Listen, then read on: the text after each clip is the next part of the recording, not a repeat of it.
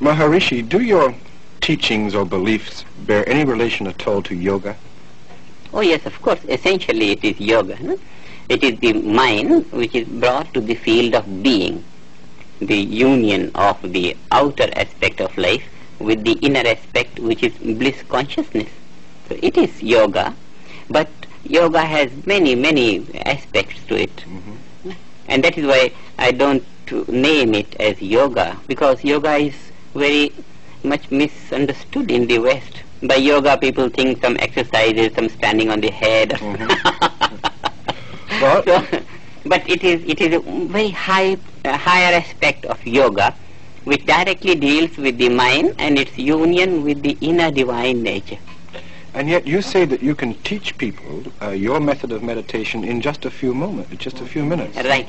That is the speciality of the message of the International Meditation Society which I have formed. It's very easy because the inner aspects of life are more charming. Bliss consciousness lies within. And the mind is naturally directed to the field of greater happiness. How does this affect a person then, mentally or physically? It brings anchorage to his outer life of activity. A ship always tossing on the surface of the water, and when it is anchored, it becomes stable. So if the mind is not anchored to the inner state of being, then the life will always be under stress and strain. If the man working in the market is not anchored with the bank, Yes. But how does one then practice this bliss consciousness, you said, a term you used? Yes. And we don't think of bliss consciousness or anything. We don't think of anything. In this meditation, what I call transcendental meditation, the mind experiences the subtle state of the thoughts and arrives at the source of thought. This source of thought is the field of being. And experiencing this being, the mind gets in tune with infinite source of energy and intelligence. Mind comes out much fresher, much more intelligent, much more dynamic. This sounds like a method of self-hypnosis to induce relaxation. No, far from it. Hypnosis is running away from the reality.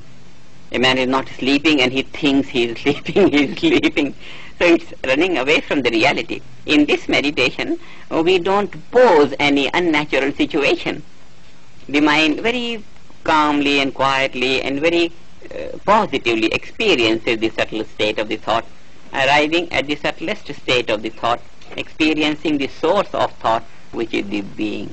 Now you've said this a couple of times. What exactly do you mean, the source of thought? See, the thought rises as an air bubble rises from the bottom of the sea, and as it comes up, it becomes bigger and is appreciated on the surface as a bubble.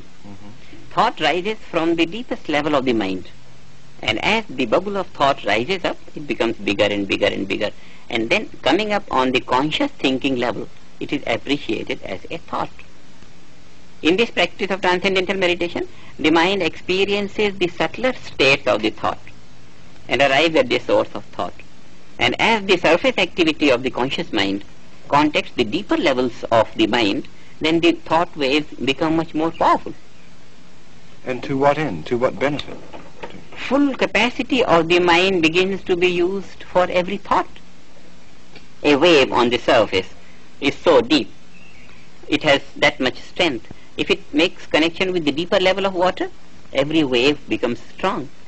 So the mind thinks, whatever he thinks is the level of his conscious mind. But if the conscious mind contacts the deeper levels of the mind, then every thought wave will become very, very powerful. And this is directly to enable a man to use his full mental potential. You know, in psychology people say these days that man uses only a small portion of his mind. Now this transcendental meditation is a way to enable a man in a very easy manner to begin to use his full mental potential. The whole personality becomes powerful. At the same time, more peaceful and happy.